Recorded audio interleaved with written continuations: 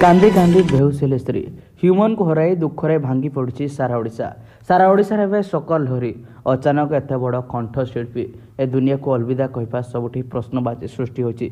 स्वास्थ्य अवस्था खराब थिला सत, चिकित्सा चली सत, हेले एमिति अवस्था पछरे कहा रही हाथ। स्वामी स्त्री भितर हो सारी छाड़पत्र आउ स्त्री मध्य निज झील को ह्यूमन को सह देखा कराइबाकू देउनथिले, जो ह्यूमन पूरा डिप्रेस रे थिले, दुखरे भांगी पड़ते।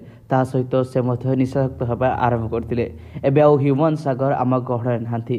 मात्र 34 वर्ष बयस दुनिया को अलविदा कही आरपारी को चली जाइछंती। एबे दुखरे सारा ओडिशा। ह्यूमन सागर जीवन युद्ध में हारी जाइछंती सत, हेले या पछरे रहिछि अनेक किछि कारण।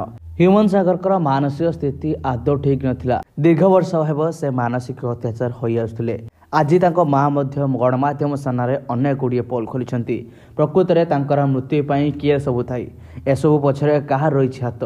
आउ सेमिति निशाशक्त होगा अवस्था कौन रही थाई पारे असल कारण सबकि गटी गटी कर कहते। ता सहित सबुठी दुख लहरी खेली जाइए। हरई एक गोल्ड को हरई सारा ओडिशा। ह्यूमन सागर आज आम गहण नाहांती। मात्र 34 वर्ष बयस ए दुनिया को अलविदा कही आरपारी को चली जाइछंती। आ से समय सबू कलाकार मान पाखे पहुंचती।